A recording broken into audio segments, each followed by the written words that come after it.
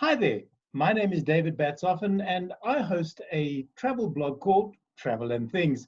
And this is my series of In Conversations With. And today we're going to be chatting to the CEO of Extraordinary Marketing, and that's Cindy Sheedy Walker. Cindy, hi, welcome to you. Thanks, David. It's lovely to be with you. That is a glorious background. And if I'm not mistaken, that looks like Hoya Hoya, which is in the Kruger Park. That's absolutely right. I'm glad you remember Hoya Hoya Safari Lodge, located in the Mluwati concession in central Kruger area. Where are you currently in lockdown? So sadly not in the Kruger, but I'm almost as good. I'm in White River, which is a beautiful little touristy village just on the outskirts of the Kruger National Park in Mpumalanga. And do you have your family, are they all with you? Because I know both your son and your daughter are involved in wildlife. They are, but they're more lucky. They're actually down at Crocodile Bridge at Elephant Walk Retreat with their grandparents, which is right on the banks of the Crocodile River overlooking Kruger. So they're seeing a lot more wildlife than what I am in White River. So talk to us. These are strange times we live in. And specifically for people like yourselves or companies like yourself, Extraordinary, who has a number of lodges in a number of reserves, all of which seem to be in lockdown currently. Nobody in or out. Absolutely. Strange times indeed.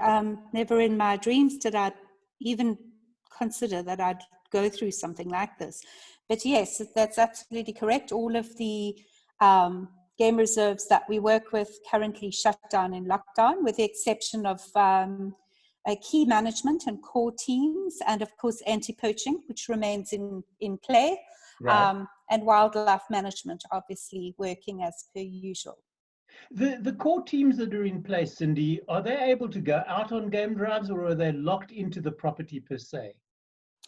No, they're actually quite fortunate. They're actually able to traverse around the concessions, where we've got concessions, or alternatively the actual private game reserves, because they're there in a monitoring and management capacity. So they are out and about, and they are sending us fabulous footage on a daily basis. Great sightings. The wildlife seems to have actually taken over.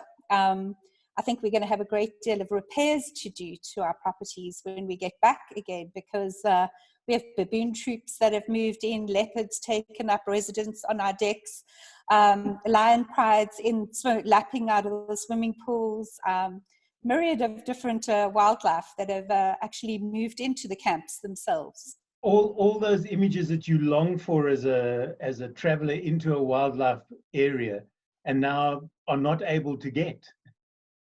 Absolutely. So there's so much happening out there on social media, etc., with various people offering live game drives. We've got a small crew at Mabula who's sending me daily episodes on exciting sightings, and so forth. So yes, you have to do it from your armchair or from your desk. We're looking at webcams, etc., to catch the wildlife at Waterholes and so forth. So interesting. Not as good as the real thing, but at least we know that the wildlife is still there. Well, that's good news. Talking about webcams, years ago, I worked for a company, and I won't mention their name because the owner is still in business, and he'd be very upset with me. And we had webcams at a variety of waterholes, but it was the early days of webcams. And for the majority of time, they froze. So there'd be a giraffe at a waterhole that had been standing there for like 4 days because we couldn't get a technician out to go and fix the camera, or a bug of some sort would land on the lens and would just sit there.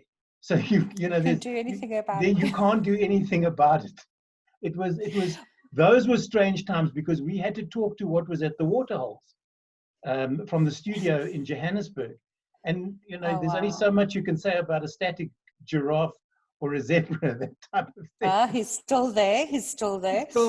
Yeah, my husband works for Great Plains, and they've got a fabulous webcam set up in Oldonia, which is in Kenya. And I see the comments coming in on his Facebook from time to time, friends all over the world who tour operators who actually sitting watching the Oldonia Waterhole, because they have these Waterhole. massive, huge tuskers that come in to drink. Oh, So, wow.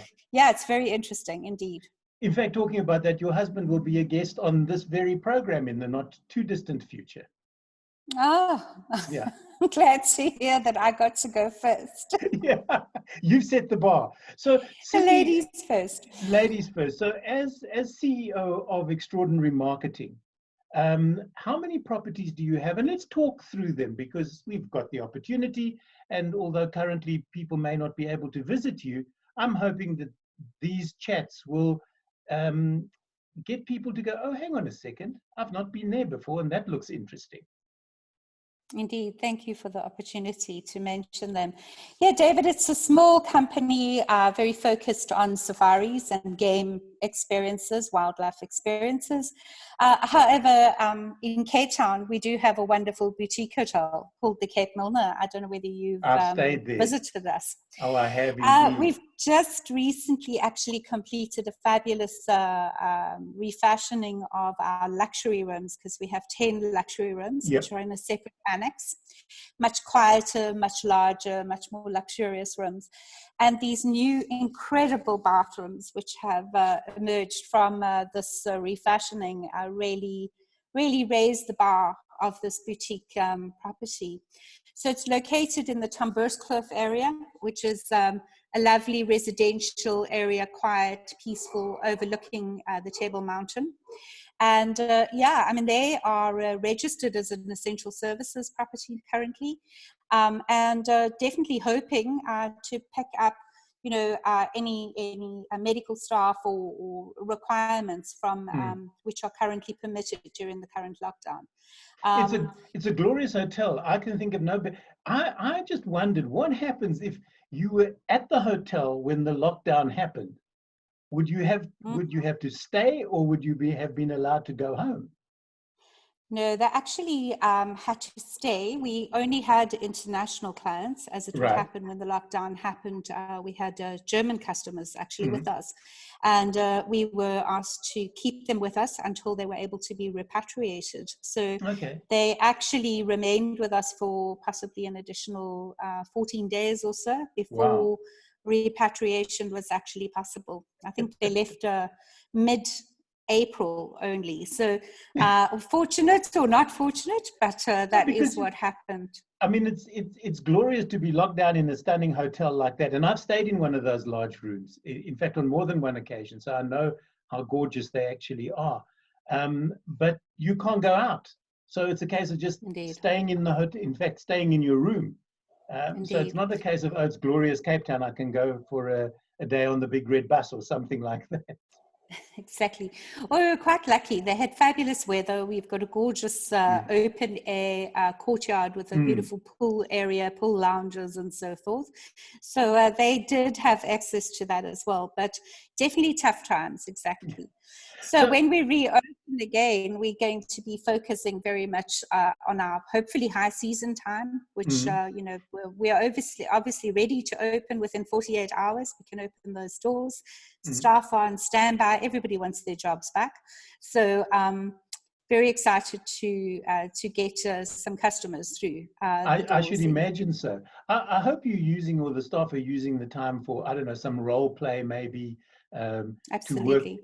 to work with, you know, clients, maybe look at situations that will have changed now, because post lockdown, or once the airways have been opened up again, it's going to be a whole new world to what comes through your doors and the way people interact with each other. So a set of protocols have been developed with regards to safety post-COVID, and these obviously are being trained on. You know, all of our staff operate through WhatsApp groups. Some of them are online with us already. So training and implementation of these protocols has already begun. All right, so let's move away from Cape Town. They've caused us enough hassle and grief, so they can stick to themselves down there.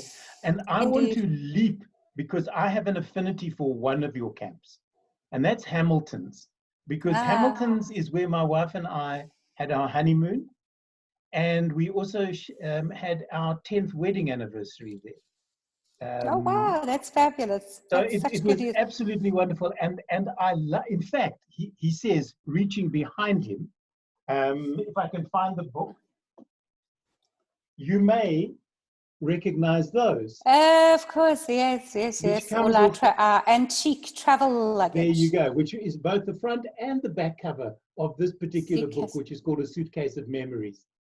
Oh, David, I have to have a copy of that book. You know that. It's not my book. I didn't write the book, but Oh, I thought you did. they chose my Your images photograph. for both Oh, front how and back cover. brilliant. Yeah. So the story of those suitcases is that I spend my life hunting through antique stores all over the country. If we travel Right. through Dullstrom or Sabi, or when we were down in Howick, etc., we would plow through every antique store that was available to pick up additional trunks, steamer trunks, for the camp itself. Yeah, Hamilton's is a themed style camp. It's really small, 6 tents only, and right in the middle of Kruger, the most beautiful setting on the Nwatitsonsu River, which has got a weir on the eastern border, and so pushes up water during, usually during summer. It pushes up water about 3 kilometers. So you have this beautiful body of water in the middle of these dry savannas that the Mluwati concession is located on. And the Hamilton's camp, the theming is around Stevenson Hamilton, who was in fact the first warden of Kruger National Park. Yeah. So we've gone with that whole out of Africa style and romantic and really, really small footprint that we have endeavored to create in this fabulous game reserve that we're so privileged to operate within. Because you don't only have one camp there, you have 3 within, I want to say, almost a stone's throw from each other, because you've got Mbali, which seems to be where everybody starts if they're going to stay at all 3 of your camps. And then you've got Hoyo Hoyo as well, which I love, because when we were there, I found leopards mating, which was the first a first for me. Wow. Yeah, the concession has 3 separate camps, which were developed in order to ensure that the footprint and the effect of development on this previous wilderness site was minimal. So Mbali is sort of the central camp to the concession, and it's where our staff village is located. It's a much more of a larger footprint that's being utilized. We have 12 suites there. The camp has a low parameter electric fencing around it, where the other 2 are completely unfenced. And it also hosts the boma for the concession. And each of these suites at Mbali also have their own private plunge pool, which is fabulous, great for game viewing. From sitting in your pool, you'll see lion walking down the riverbed, ellies all the time, etc. So a really gorgeous little camp, but slightly more modern. And then the Hoyo Hoyo camp, which is the one in the image behind me, is really small, intimate, and extremely authentic. So it's almost a beehive structure that we've developed. 6 of these are also set out for maximum privacy along this Mluwati River. And they really are very unique in style, uncomplicated, down to earth, and offer guests a really good, luxurious experience, but at an affordable rate, because we're quite fortunate in Extraordinary. We've got a very strong South African following, over and above our international customers, who we obviously regard very highly. We've always remained convinced that we needed to look after the ability for South Africans to actually enjoy these amazing destinations. So we do see quite a lot of South African travelers who stay with us, and many of these would visit the Kruger Rest camps. They'd possibly do some camping, possibly stay in some of the chalets, and then move down, spend a night in our concession, and then possibly even add on a different concession as well. So it's quite well adapted to include it in self-drive itineraries for South African visitors. The thing about those three camps, as you mentioned, Cindy, is that they each one is totally different. So if you do a sort of one night at each, or even 2 nights at each, your experience, although you're traversing similar areas, the actual camp experience is totally different. And all of them have the most stunning waterholes, literally within a stone's throw from your decks. That's one of the biggest selling points about these properties, is the fact that you don't even need to go on safari. You can sit on the deck, and I've actually seen Big Five at the Waterhole at Mbali during dinner in the past. And it's it's not unexpected to see massive herds of buffalo at Mbali, elephant every single day, you know. So it's quite a dry region of the Kruger. So obviously animals are migrating between the different waterholes. So you're very fortunate, you know, if you stay up late when things get quiet, almost always you'll find leopard, you'll find honey badger at night, you'll find all sorts of nocturnal creatures coming out to drink. I'm always torn when let's say managers of a lodge will say, you know, if you stay in camp, the Big Five will come to you, type of thing. And then there's always that little bit at the back of my mind that goes, should I go out on drive? Should I stay in camp? And 9 times out of 10, I go out.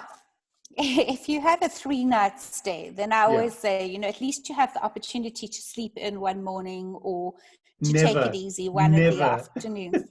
Oh, you won't sleep in? No.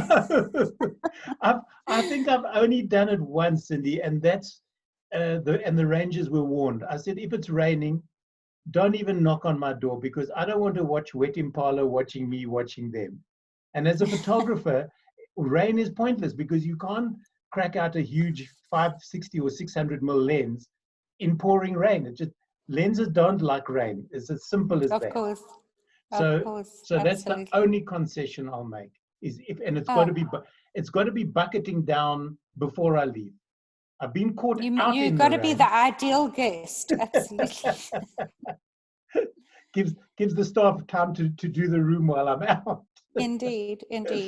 How long have those camps? Well, I know Hamilton's has been around more than 10 years because of our wedding and our honeymoon. They're actually approaching about 18 years of existence now.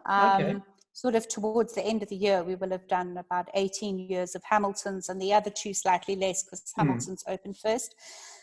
So they've been around a long time. You know, the amazing part about it, David, is that many of the staff were actually there right at the beginning. So we've managed to employ people from rural areas that are adjoining these this concession and Kruger, and we've people have grown. They've grown from starting off working in the kitchens, through to becoming butlers, through to becoming guides. So there's a great deal of development that's happened from that perspective. I think a great deal has been added to the area of this concession by creation of these private reserves or private concessions within Kruger.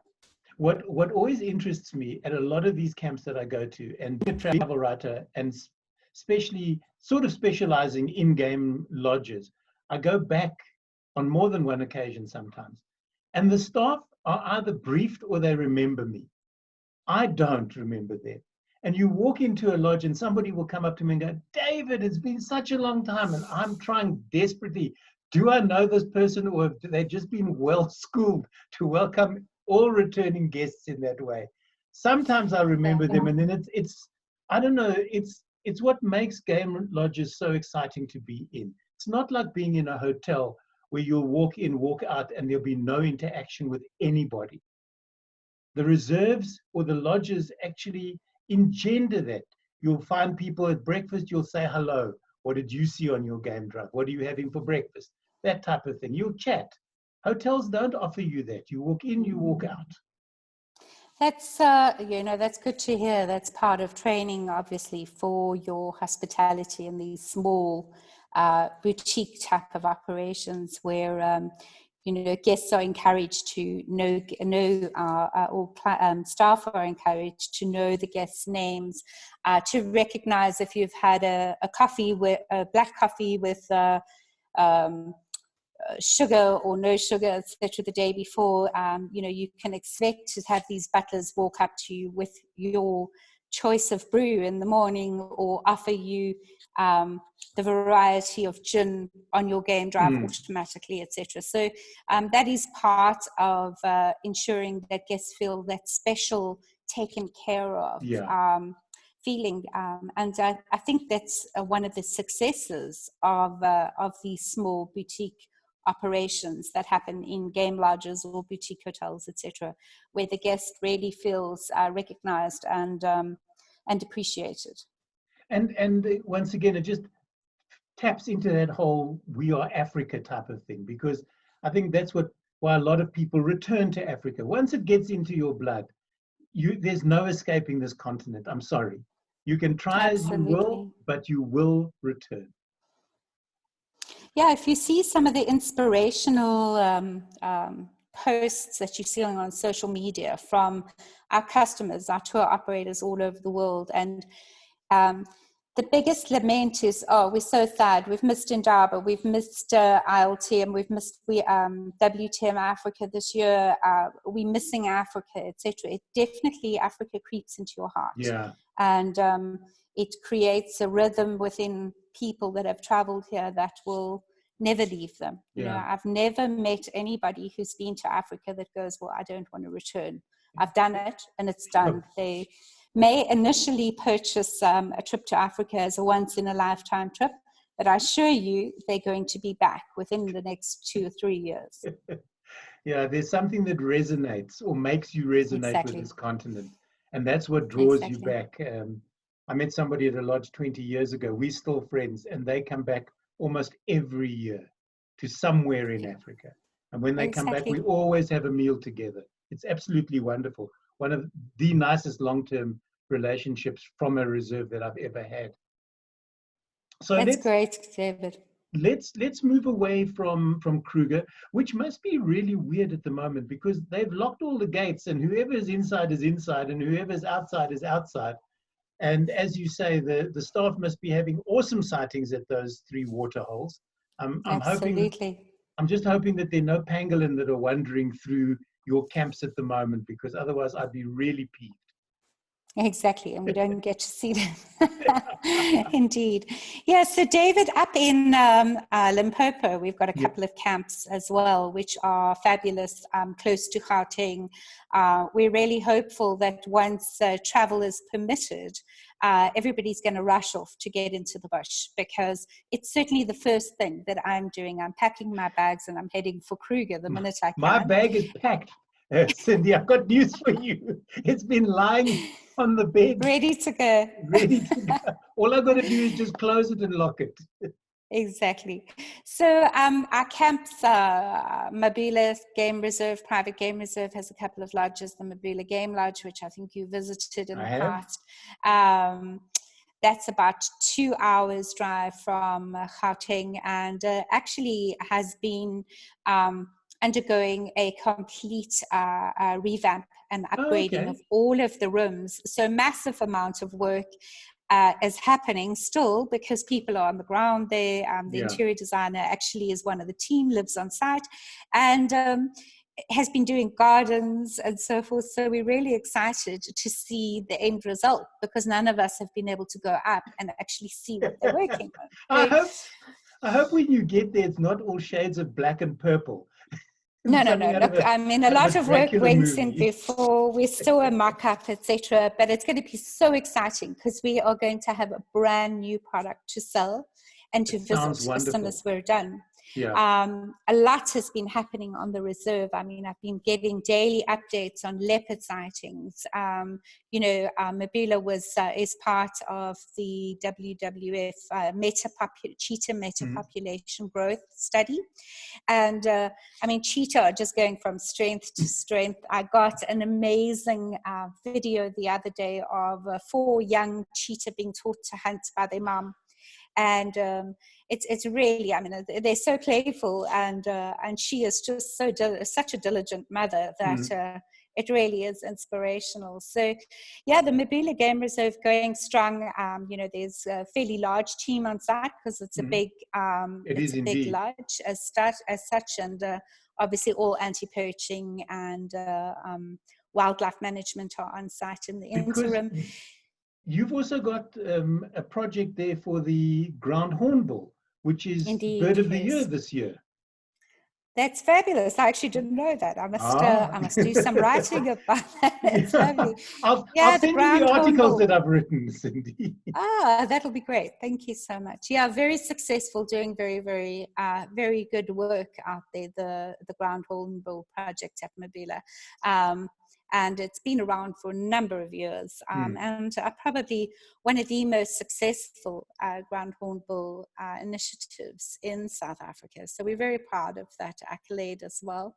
Recently just opened within the Greater Mabula Game Reserve a brand new luxury camp called Safari Plains. Now, I don't know whether we got you there or we didn't get you there, but we were just taking off. We'd been operating for about 12 months or so. So we sort of have just passed all the teething, getting great feedback from customers. And it's really a unique camp because it's a luxury tented environment, fully air conditioned, smaller, only 20 suites, great for both international and local travelers. And I saw the cat.